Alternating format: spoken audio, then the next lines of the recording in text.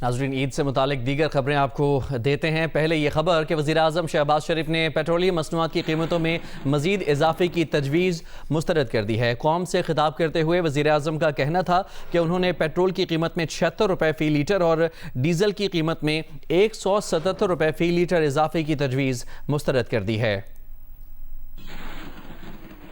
مجھے یہ تجویز دی گئی کہ پیٹرول کی مد میں 76 روپے فی لیٹر اضافہ اور ڈیزل کی مد میں 177 روپے فی لیٹر اضافہ کیا جائے، لیکن میں نے احساس ذمہ داری کے تحت، خصوصاً جب عید کی آمد ہے، ان خوشیوں بھرے لمحات میں پیٹرول اور ڈیزل کی مد میں قیمتوں کے ہوش ربا اضافے کی تجویز کو مسترد کر دیا ہے۔ لہٰذا ایک مرتبہ پھر وفاقی حکومت رواں ہفتے کے اضافی اخراجات برداشت کرے گی، جس کا حجم تقریباً 45 ارب روپے بنتا ہے۔ میرے بزرگوں، بھائی اور بہنوں، یہ ایک انتہائی مشکل مگر نہایت اہم فیصلہ ہے، کیونکہ میری نظر میں اس وقت سب سے بڑی ترجیح محروم طبقے کا تحفظ یقینی بنانا اور اسے بڑھتی ہوئی قیمتوں کے بوجھ سے جہاں تک ممکن ہو بچانا ہے۔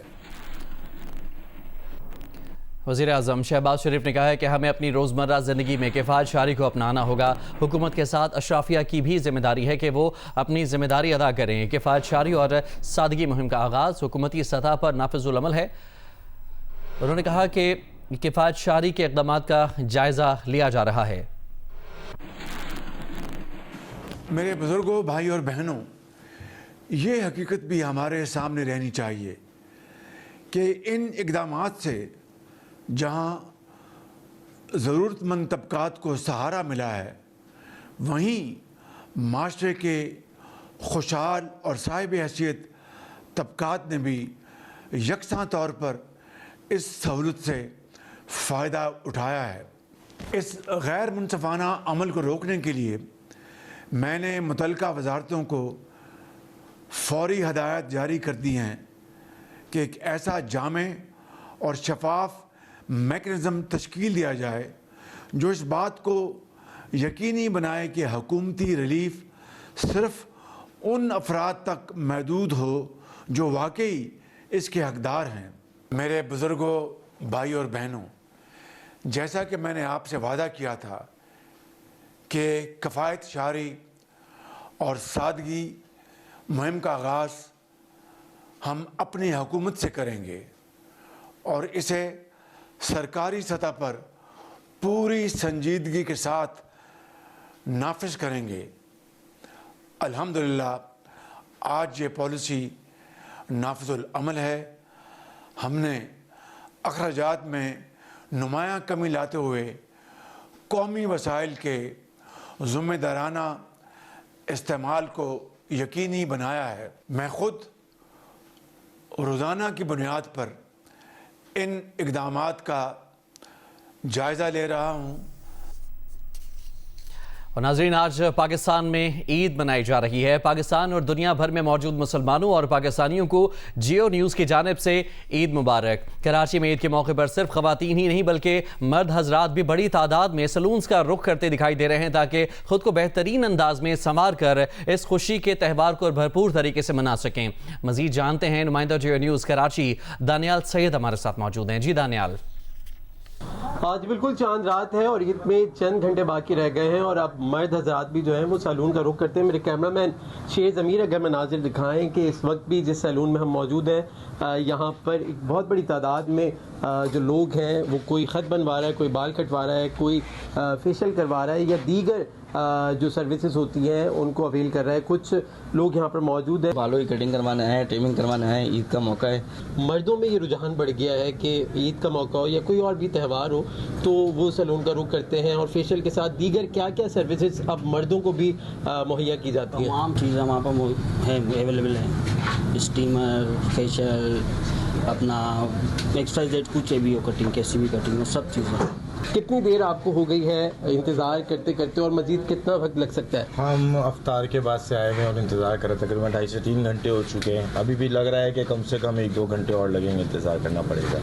ماشاءاللہ سے رش اتنا آئے گا, جبکہ اپائنٹمنٹ لے کر آئے تھے, لیکن لوگ ہیں ابھی کام کروا رہے ہیں, وہ فری ہوں گے تو ہمارا نمبر آئے گا. کافی گھنٹے سے لوگ جو ہیں وہ سیلون میں انتظار کر رہے ہیں, کیونکہ عید میں چند گھنٹے باقی رہ گئے ہیں, چاند رات ہے, اور ہر کوئی چاہتا ہے کہ وہ اپنے آپ کو سنوارے, اچھے سے اچھا نظر آئے. اسی لیے مردوں میں بھی جو یہ تمام تر رجحانات ہیں سیلون کے وہ بڑھ چکے ہیں. نہ صرف یہ سیلون بلکہ کراچی بھر میں جتنے بھی سیلون ہیں وہاں پر یہی صورتحال دیکھنے میں آ رہی ہے.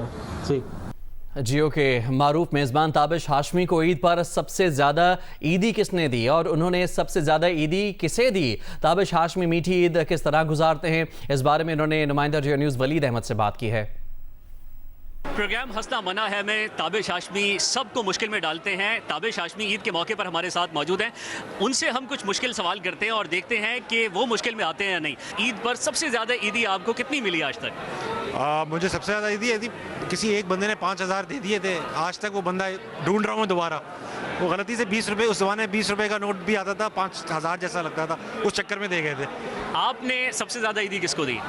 بچوں کو, اپنے بچوں کو سب سے زیادہ عیدی دی ہے, اور وہی جو نارمل ریٹ ہے اس سے تھوڑا سا اوپر رکھ کے دے دیتے. عید کے موقع پر کیا پیغام دیں گے اپنے مداحوں کو؟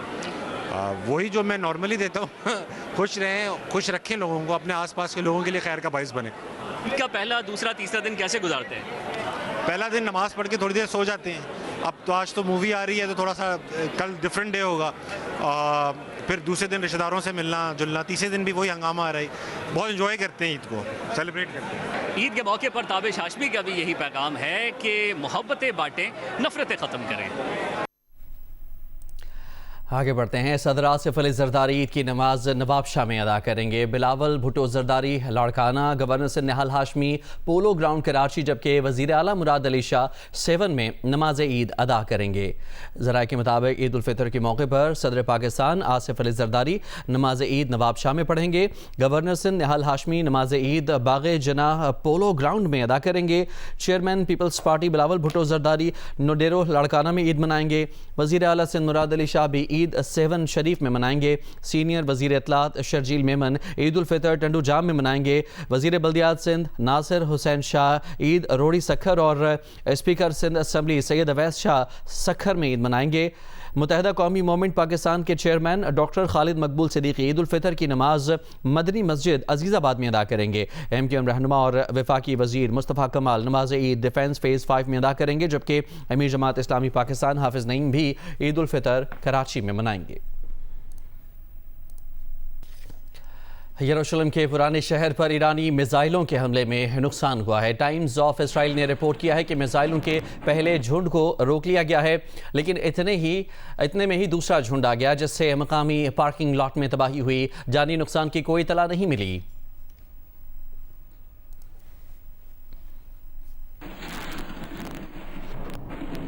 کلسٹر بموں والے ایرانی میزائلوں سے اسرائیلی پریشان ہو گئے. کہتے ہیں کہ انہیں روکنا بہت ہی مشکل ہے. اسرائیل پر ایران کے میزائل حملوں میں ہلاکتیں کم ہوئی ہیں. اسرائیل کے فضائی دفاعی نظام نے کئی ایرانی میزائلوں کو روکا ہے, تاہم کلسٹر بموں والے میزائلوں کا معاملہ مختلف ہے. انہیں ناکام بنانا بہت مشکل ہوتا ہے. چاہے ان بموں کو لانے والا میزائل مار گرایا بھی جائے, تب بھی ان میں موجود کلسٹر بم تباہی پھیلانے سے نہیں رکتے.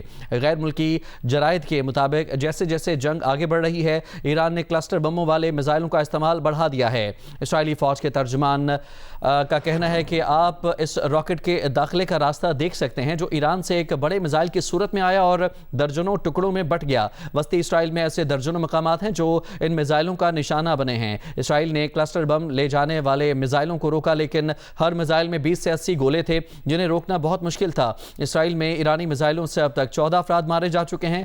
کلسٹر بموں کے بڑھتے ہوئے استعمال سے اسرائیلیوں کو سوال اٹھانے پر مجبور مجبور کر دیا ہے کہ یہ جنگ کب اور کیسے ختم ہوگی۔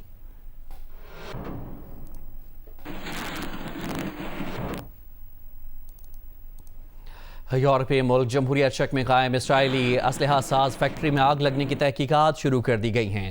ابتدائی اندازوں کے مطابق آگ اسرائیل مخالف گروہ نے لگائی۔ پراگ کے مشرق میں 120 کلومیٹر دور واقع البرٹ سسٹمز نامی اس فیکٹری میں لگی آگ نے مزید ایک بلڈنگ کو اپنی لپیٹ میں لے لیا، تاہم کوئی جانی نقصان نہیں ہوا۔ اسرائیل مخالف گروپ کا کہنا ہے کہ انہوں نے یہ کارروائی غزہ میں نسل کشی کے اسرائیلی اقدامات کے جواب میں کی ہے۔ جمہوریہ چیک کی LPP ہولڈنگ نے اسرائیل کے لیے ڈرون بنانے کا معاہدہ کیا ہوا ہے۔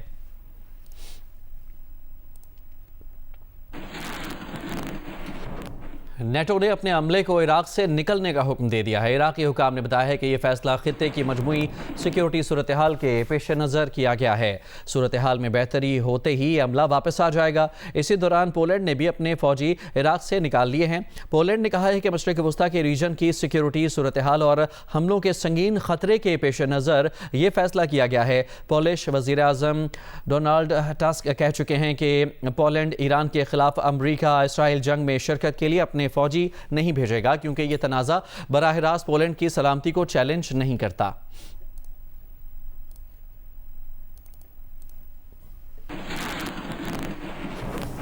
برطانوی نشریاتی ادارے BBC نے انکشاف کیا ہے کہ برطانیہ نے امریکہ کو اپنے اڈے فوجی مقاصد کے لیے استعمال کرنے کی اجازت دے دی ہے۔ BBC کے مطابق برطانیہ نے آبنائے ہرمز کو ہدف بنانے والے ایرانی مقامات پر حملے کے لیے اپنے اڈے استعمال کرنے کی اجازت دے دی ہے۔ ایران نے کہا ہے کہ اس نے برطانیہ کو بتا دیا ہے کہ امریکہ کو فوجی اڈوں کے استعمال کی اجازت کو جارحیت میں شرکت سمجھا جائے گا۔ امریکہ میں کاؤنٹر ٹیررزم سینٹر کی ڈائریکٹر کے عہدے سے مستعفی ہونے والے جو کینٹ نے انکشاف کیا ہے کہ شام میں امریکہ کو پراکسی کی ضرورت تھی تو ہمیں انتہا پسندوں پر انحصار کرنا پڑا، جن میں اسد حکومت کے خلاف سب سے زیادہ شدت سے لڑنے والی تنظیمیں داعش اور القاعدہ تھیں۔ انہوں نے کہا کہ عراق پر امریکی قبضے کے بعد عراق میں نئی حکومت قائم ہوئی تو اسرائیل نے شکایت کی کہ یہ تو ایران، عراق اور شام سے لبنان تک ایرانی اثرات کی شیلڈ بن گئی ہے۔ اس پر ہمیں شام میں پراکسیز کی ضرورت پڑی تو ہمیں مذہبی انتہا پسندوں پر انحصار کرنا پڑا، جن میں داعش اور القاعدہ اسد حکومت کے خلاف سب سے زیادہ شدت سے لڑیں۔ بعد میں یہ تنظیمیں آؤٹ آف کنٹرول ہو گئیں اور جو کینٹ کی اہلیہ بھی شام میں داعش کے حملے میں ہلاک ہوئیں۔